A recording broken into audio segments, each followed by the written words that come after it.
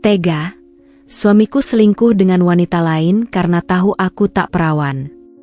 Buat yang sudah subscribe semoga rezekinya lancar ya ah. Malam itu sunyi, hanya ada desau angin yang menggelitik dedaunan di luar jendela kamarku. Aku duduk di sudut ranjang, menatap langit-langit yang kosong, mencoba mencari jawaban dari ribuan pertanyaan yang mengalir di benakku. Hidupku, yang dulu kuharapkan penuh kebahagiaan setelah pernikahan, kini terasa hampa dan terluka. Ketika aku memutuskan untuk menikah dengan Randy, aku berpikir masa laluku tak akan membayang-bayangi kebahagiaan kami. Namun, nyatanya, bayangan itu terlalu gelap untuk dilupakan. Kenangan masa laluku selalu membayang seperti duri dalam daging. Oh ya, sebut saja namaku Vika. Aku adalah seorang gadis yang dibesarkan di desa, menjalani hidup sederhana dengan keluargaku. Ketika aku memutuskan untuk merantau ke kota demi melanjutkan pendidikan di SMA, aku tidak pernah membayangkan bahwa perjalananku akan membawa perubahan besar dalam hidupku. Aku tinggal bersama tanteku yang baik hati, yang selalu memperlakukanku seperti anak sendiri. Kehidupan di kota besar memberiku banyak pengalaman baru, termasuk pertemuanku dengan seorang laki-laki sebut saja Denny, tetanggaku sekaligus teman sekolah. Denny adalah pria yang tampan dan memikat, dan dengan cepat, kami menjadi dekat. Aku sangat polos saat itu, tidak tahu bagaimana menghadapi perasaan yang tumbuh dalam diriku. Awalnya, hubungan kami sederhana, saling berbagi cerita dan tawa. Namun, seiring waktu, Denny mulai mengajakku untuk mengenal dunia yang belum pernah kusentuh. Ia mengajarkanku ciuman pertama, sesuatu yang saat itu terasa begitu aneh dan membingungkan. Aku, yang begitu polos, tergoda oleh rasa ingin tahu dan perasaanku padanya. Tak lama, hubungan kami menjadi lebih dari sekadar teman sekolah. Namun, hubungan kami tidak selalu mulus. Kami sering bertengkar, putus nyambung tanpa kejelasan. Meskipun begitu, aku tetap kembali padanya. Mungkin karena aku merasa tidak ada orang lain yang bisa memahamiku seperti dia. Hingga suatu hari di bulan Februari 2019, di saat aku sedang bekerja di kota, Denny merenggut sesuatu yang tak ternilai dariku. Keperawananku. Aku tidak tahu apa yang merasukiku saat itu. Aku menolak, namun Denny memaksaku, dan akhirnya aku menyerah. Nasi sudah menjadi bubur, dan aku hanya bisa menyesali keputusan itu. Setelah kejadian itu, kami melakukannya lagi beberapa kali, seolah-olah aku sudah tidak peduli lagi dengan harga diriku. April 2019 menjadi bulan yang menandai babak baru dalam kehidupanku. Saat itu, aku pindah ke Jakarta, meninggalkan segala kenangan pahit di belakang, atau setidaknya mencoba untuk melakukannya. Di ibu kota ini, takdir mempertemukanku dengan seorang pria bernama Randy. Pertemuan kami terjadi secara kebetulan di sebuah kafe dekat kantor tempat aku bekerja. Aku ingat betapa cerahnya hari itu, meski dalam hatiku masih tergulung mendung dari masa lalu. Randy, dengan senyum yang lembut dan tatapan yang penuh perhatian, segera menarik perhatianku. Ia berbeda dari Denny, begitu tenang dan matang. Ia berbicara dengan penuh kehati-hatian, selalu memastikan bahwa aku merasa nyaman di hadapannya. Ada sesuatu dalam cara dia memandangku yang membuatku merasa dihargai sebagai seorang perempuan, bukan hanya objek keinginan sesaat. Kami mulai saling mengenal, bertukar cerita tentang kehidupan kami masing-masing. Randy adalah seorang pengusaha muda yang sedang merintis usaha di bidang kuliner. Meski sibuk, ia selalu menyempatkan waktu untuk mendengarkan ceritaku. Bahkan ketika aku tak bisa berhenti bercerita tentang kegundahanku. Setiap pertemuan dengannya terasa seperti oase di tengah padang pasir. Seolah-olah dia bisa melihat ke dalam hatiku yang terluka dan berusaha menyembuhkannya, sedikit demi sedikit. Namun, meskipun aku merasa aman dan nyaman bersamanya, bayangan Denny masih menghantui. Denny masih mengirim pesan, masih mencoba meraihku kembali dengan cara-cara yang dulu selalu berhasil. Aku tahu aku seharusnya menjauh darinya. Namun ada bagian dari diriku yang masih terikat pada kenangan itu, meskipun pahit. Pertemuan kedua dengan Randy terjadi di sebuah tempat wisata di puncak. Ia mengajakku ke sana untuk menikmati sejenak ketenangan alam, jauh dari hiruk-pikuk kota. Udara pegunungan yang segar seolah-olah membersihkan pikiranku dari kekacauan yang selama ini menyelimutinya. Di sanalah, di antara pepohonan yang menjulang tinggi dan kabut yang menyelimuti bukit, aku mulai merasakan keinginan yang kuat untuk melupakan masa lalu bersama Denny.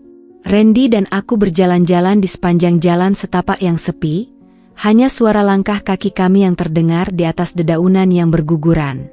Ia bercerita tentang mimpinya untuk membangun sebuah kafe di sana, sebuah tempat yang bisa menjadi pelarian bagi siapa saja yang ingin menjauh sejenak dari dunia yang begitu penat. Aku mendengarkannya dengan penuh perhatian, merasa terpesona oleh visinya yang besar.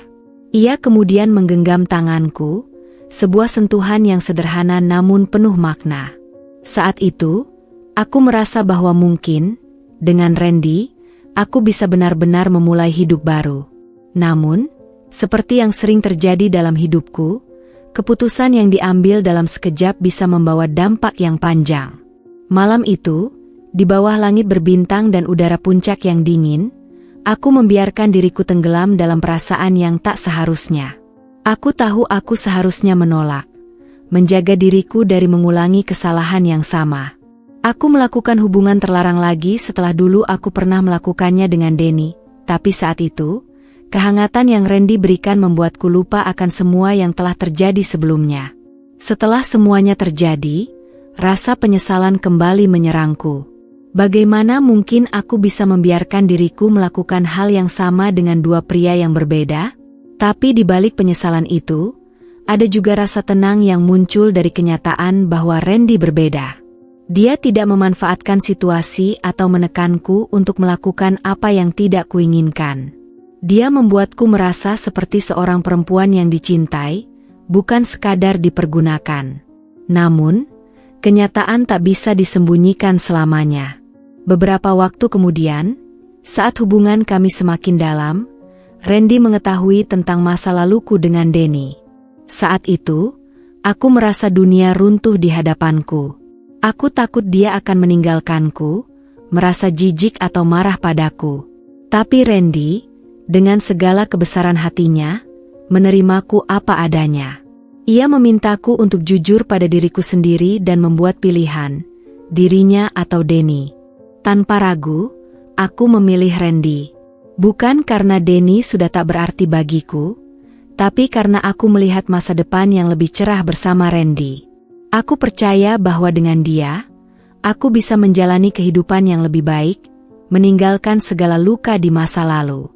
Namun, jauh di dalam hatiku, aku tahu bahwa keputusan ini bukanlah akhir dari perjalananku. Ini adalah awal dari tantangan baru. Bagaimana aku bisa benar-benar meninggalkan bayang-bayang masa lalu dan membangun hidup yang lebih baik dengan pria yang benar-benar mencintaiku. Setahun setelah aku memilih Randy, hubungan kami terus berlanjut, meski tanpa status yang jelas. Aku terjebak dalam lingkaran dosa yang kami ulangi setiap minggu, dan perasaan tidak nyaman mulai menyelimuti hati dan pikiranku. Rasa bersalah menghantui setiap langkahku, membuatku merasa seperti aku terperangkap dalam sebuah siklus yang tak pernah berakhir. Aku ingin merasakan kedamaian, ingin keluar dari bayang-bayang dosa ini, dan hidup dalam sebuah hubungan yang sah di hadapan Tuhan. Pada suatu malam yang dingin di bulan Februari 2020, dengan hati yang dipenuhi kecemasan, aku memberanikan diri untuk berbicara dengan Randy tentang keinginanku. Aku menatapnya dalam-dalam, berusaha membaca pikirannya sebelum kata-kata itu keluar dari mulutku. Randy, aku ingin kita menikah, ucapku pelan namun tegas. Aku bisa melihat kejutan di matanya, namun tidak ada penolakan. Setelah beberapa detik yang terasa seperti selamanya, dia mengangguk, dan aku merasa lega. Kami sepakat untuk menikah pada bulan Maret. Namun, takdir memiliki rencana yang lebih cepat untuk kami. Pada awal April, aku merasakan perubahan dalam tubuhku yang tidak bisa dijelaskan. Aku memutuskan untuk melakukan tes kehamilan, dan hasilnya positif. Aku hamil. Aku bingung, antara bahagia dan khawatir. Bagaimana ini akan mempengaruhi rencana pernikahan kami? Ketika aku memberitahu Randy tentang kehamilanku, dia tidak menunjukkan rasa terkejut. Sebaliknya, dia tampak tenang, bahkan cenderung siap. "Kita percepat saja pernikahannya," katanya dengan senyum lembut yang selalu membuat hatiku luluh. Pada akhir April 2020, kami akhirnya resmi menjadi suami istri. Pernikahan kami berlangsung sederhana, hanya dihadiri oleh keluarga terdekat. Meski begitu, kebahagiaan terpancar di wajahku saat aku melangkah ke altar, menggenggam tangan Randy dengan erat, berjanji untuk menjalani hidup baru bersama. Awal pernikahan kami dipenuhi dengan kebahagiaan. Kami menyambut kelahiran putra pertama kami pada Desember 2020, seorang bayi laki-laki yang menjadi pusat dunia kami. Setiap tawa dan tangisnya adalah sumber kebahagiaan bagi kami berdua. Aku berpikir, inilah akhirnya kebahagiaan yang selalu aku cari, keluarga yang utuh, suami yang mencintaiku, dan anak yang menjadi harapan masa depan kami. Namun, kebahagiaan itu tidak bertahan lama. Seiring berjalannya waktu, aku mulai merasakan perubahan dalam diri Randy. Dia mulai sering pulang larut malam, dan ketika kutanya, selalu ada alasan pekerjaan yang dikemukakannya. Pada awalnya, aku percaya padanya, karena itulah dasar dari sebuah pernikahan, bukan? Kepercayaan. Namun, seiring dengan makin seringnya dia pulang larut malam, keraguanku mulai tumbuh. Ada rasa tidak nyaman yang menggerogoti hatiku, seakan ada sesuatu yang disembunyikan dari pandanganku. Puncaknya terjadi pada suatu malam ketika Randy pulang lebih larut dari biasanya. Aku memutuskan untuk tidak bertanya kali ini, hanya menunggu di ruang tamu dengan cemas. Ketika akhirnya dia datang, aku melihat sesuatu yang berbeda dalam dirinya. Auranya tampak berat, seperti ada beban yang tidak dapat dia bagi. Akhirnya, aku tidak tahan lagi. "Mas Randy, ada apa sebenarnya? Mengapa kamu sering pulang larut?" tanyaku dengan nada penuh kekecewaan. Tanpa basa-basi, Randy duduk di depanku, menatapku dengan mata yang kosong. "Aku berselingkuh," katanya datar. Seperti petir di siang bolong, pengakuan itu menghantamku dengan kekuatan yang tidak pernah kuharapkan. Air mataku langsung mengalir, tidak percaya dengan apa yang baru saja kudengar. "Apa Mas Randy? Selingkuh? Kenapa kamu tega melakukannya?" tanyaku dengan suara bergetar. Jawabannya lebih menyakitkan dari yang bisa kubayangkan. "Aku kan nerima kamu, meski kamu tidak perawan. Sekarang kamu harus nerima apa yang aku lakukan," ucapnya tanpa perasaan. Kata-kata itu terasa seperti belati yang menancap dalam di hatiku, menghancurkan semua harapan yang pernah kubangun bersama dia. Cinta, kepercayaan, dan rasa aman yang pernah kurasakan bersamanya seketika hancur berkeping-keping. Dalam sekejap, aku merasa seluruh duniaku runtuh. Pria yang kucintai, yang kupercaya akan selalu berada di sisiku, kini menunjukkan wajahnya yang sebenarnya.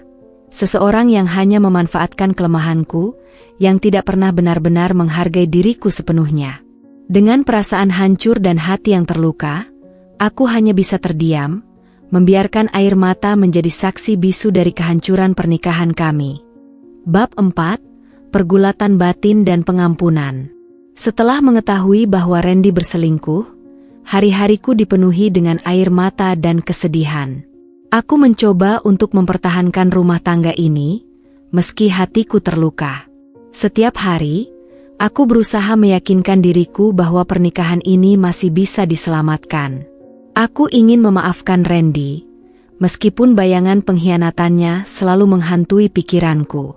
Di tengah segala upaya untuk memulihkan hubungan kami, Randy tetap tidak bisa melepaskan wanita itu.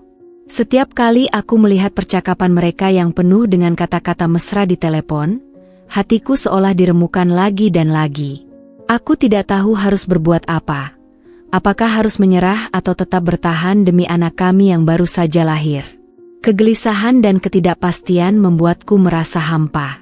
Dalam keputusasaan, aku mencoba berbicara baik-baik dengan Randy. Aku memohon kepadanya untuk membuat keputusan yang tegas.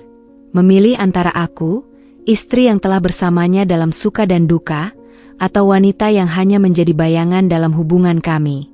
Randy berjanji akan meninggalkan wanita itu, tetapi dengan alasan pekerjaan, dia mengatakan bahwa dia tidak bisa melakukannya dengan segera. Mereka bekerja di kantor yang sama, dan menurutnya, situasi itu rumit. Kenyataan bahwa mereka masih harus bertemu setiap hari di kantor menambah beban di hatiku. Aku mulai merasa bahwa janji Randy hanyalah janji kosong yang takkan pernah dipenuhi. Meski begitu, aku tidak berhenti berharap. Harapan yang mungkin terlalu naif, bahwa suatu hari Randy akan kembali padaku sepenuhnya. Keputusan Randy untuk mengundurkan diri dari pekerjaannya memberikan secercah harapan. Dia mengatakan ini adalah bentuk pengorbanannya untuk memperbaiki pernikahan kami, demi menjauh dari wanita itu. Aku merasa sedikit lega, berpikir bahwa mungkin ini adalah awal dari perubahan yang aku dambakan. Namun, kegembiraan itu tidak bertahan lama. Meskipun Randy tidak lagi bekerja di tempat yang sama dengan wanita itu, hatinya ternyata masih tertambat padanya. Aku menemukan mereka masih saling berkomunikasi, meskipun sekarang secara sembunyi-sembunyi. Setiap kali aku mengetahui hal ini, aku hanya bisa menangis dalam diam, merasakan kesakitan yang semakin menumpuk. Aku mencoba mengerti, mencoba bersabar, tetapi semua itu mulai terasa sia-sia. Kemudian, suatu hari, wanita itu mengambil keputusan untuk menjauh dari Randy. Dia tidak ingin melanjutkan hubungan yang hanya membawa penderitaan bagi semua pihak yang terlibat. Mendengar hal ini, aku merasa lega, seperti beban berat yang diangkat dari pundakku. Namun, di balik kelegaan itu, ada kekhawatiran yang masih menggerogoti hatiku. Aku tahu bahwa meskipun wanita itu sudah pergi, hati Randy masih belum sepenuhnya kembali padaku. Setelah wanita itu menghilang dari kehidupan kami, sikap Randy terhadapku berubah drastis. Dia menjadi dingin, tidak lagi memperlihatkan perhatian dan kasih sayang seperti dulu. Aku berusaha keras untuk mempertahankan kehangatan dalam pernikahan kami, tetapi setiap kali aku mencoba mendekatinya, dia selalu menjauh. Perasaan terasing di dalam rumah kami sendiri membuatku merasa semakin terpuruk. Pergulatan batin ini membuatku bertanya-tanya, apakah aku sanggup terus menjalani hidup seperti ini? Aku ingin memaafkan, ingin percaya bahwa semua akan membaik seiring waktu, tapi rasa sakit yang kutanggung begitu besar. Dalam keheningan malam, aku sering terjaga, merenungkan masa depan yang kini tampak suram dan penuh ketidakpastian. Haruskah aku tetap bertahan demi cinta yang pernah ada, ataukah aku harus merelakan semuanya dan melepaskan Randy? Pertanyaan-pertanyaan ini terus menghantui, tanpa jawaban yang pasti. Ketika aku berada di titik terendah dalam hidupku, beban yang kupikul terasa terlalu berat untuk ditanggung sendiri. Dengan hati yang penuh keraguan dan luka, aku memutuskan untuk mengungkapkan sebagian dari kebenaran kepada keluargaku. Aku berharap mereka bisa menjadi sandaran, tempat aku mencari penghiburan dan kekuatan. Namun, kata-kataku tertahan di tenggorokan, dan yang keluar hanya setengah dari kisah pahit yang kualami. Aku tidak sanggup mengatakan bahwa Randy telah mengkhianatiku dengan wanita lain, bahkan aku tidak bisa mengakui bahwa perselingkuhan mereka sudah melampaui batas-batas yang tak termaafkan. Aku hanya bercerita bahwa mereka sering terlihat bersama, meninggalkan jejak kesedihan yang mendalam dalam hatiku. Respons keluargaku bercampur aduk.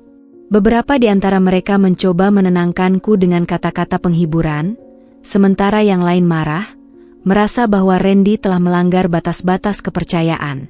Namun, mereka tidak mengetahui keseluruhan kebenaran, dan aku merasa seperti pengecut karena tidak bisa mengungkapkan semuanya. Hari-hari berikutnya, aku mencoba untuk bertahan, meskipun bayangan perselingkuhan Randy terus menghantuiku.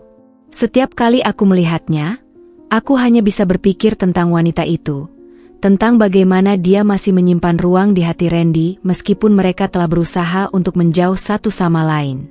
Luka di hatiku semakin dalam, dan aku mulai meragukan apakah hubungan kami bisa diselamatkan.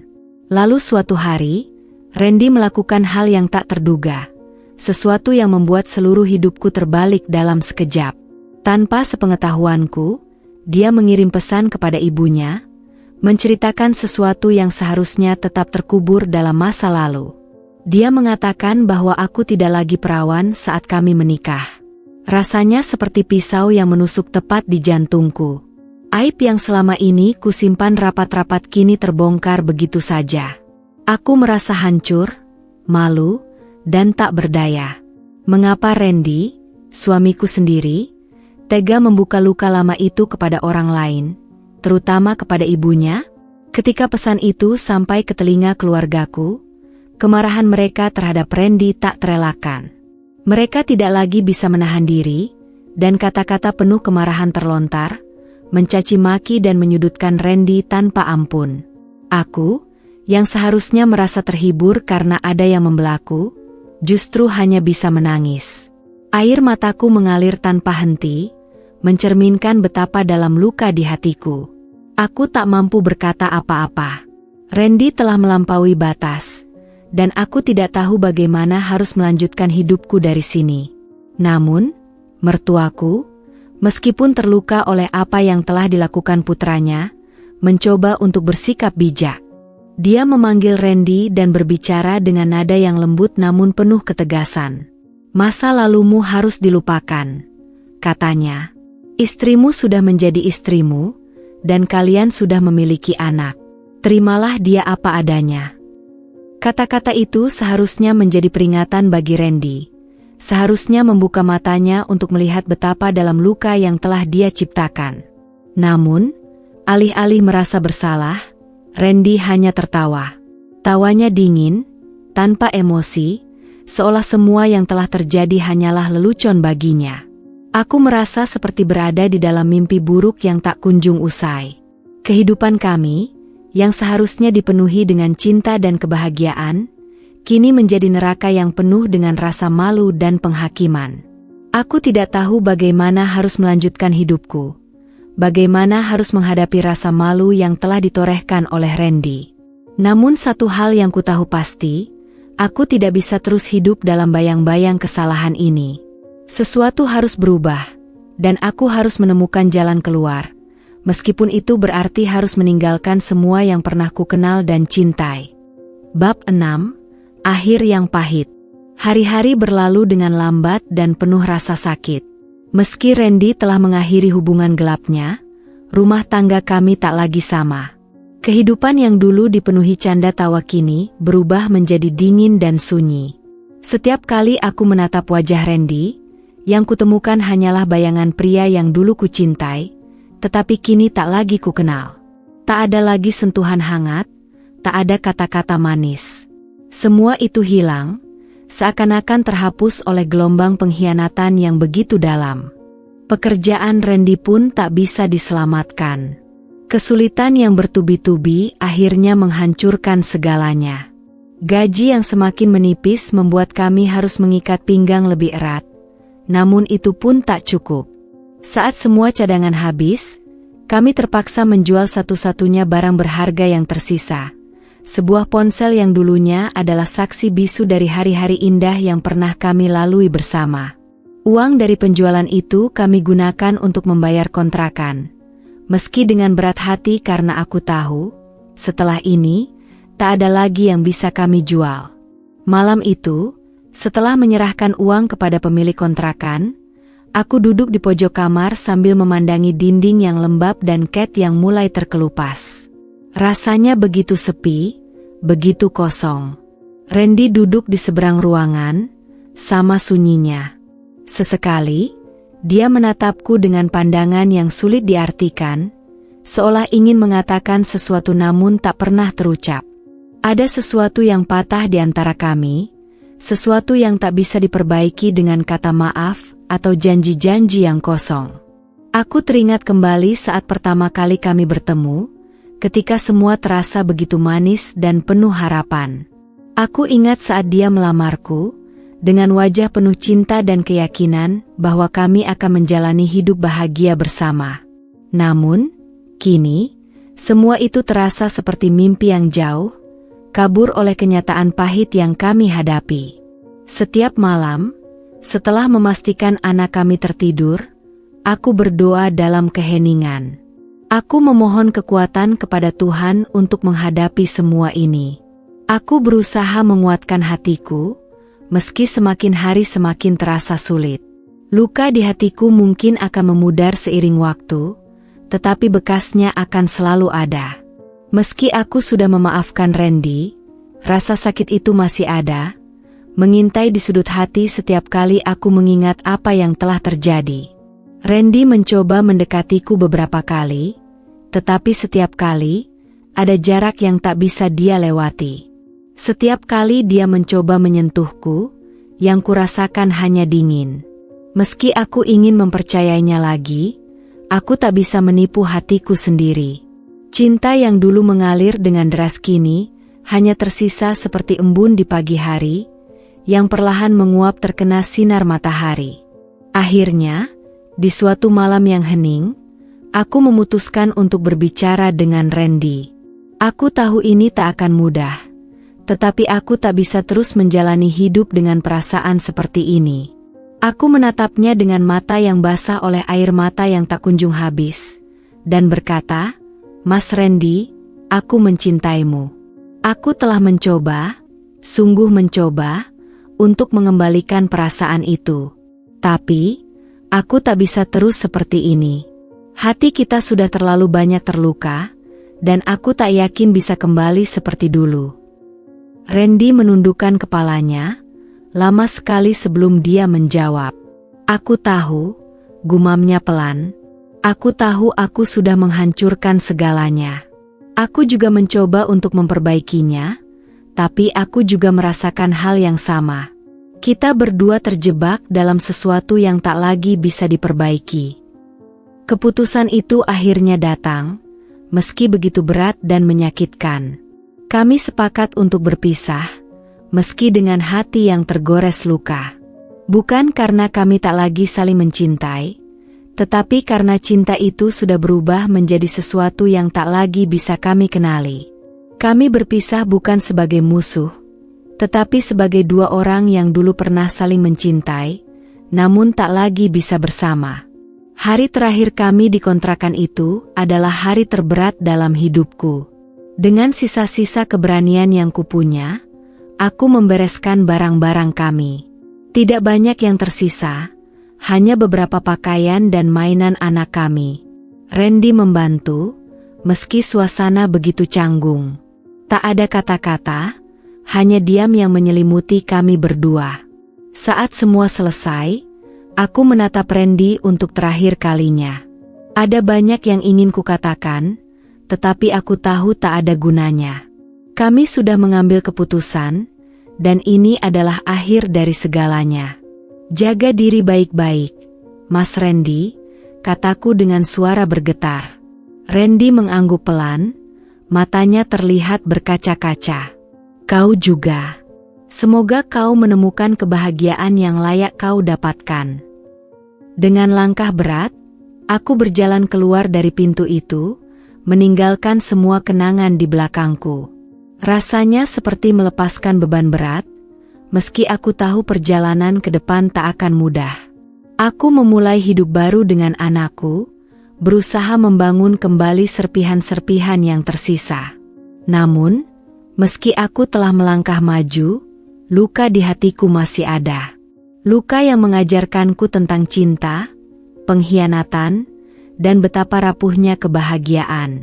Meski akhir ini pahit, aku tahu inilah jalan yang harus kulalui. Aku berdoa, suatu hari nanti, aku bisa menemukan kebahagiaan yang sejati, meski untuk saat ini, aku harus belajar untuk berdiri sendiri.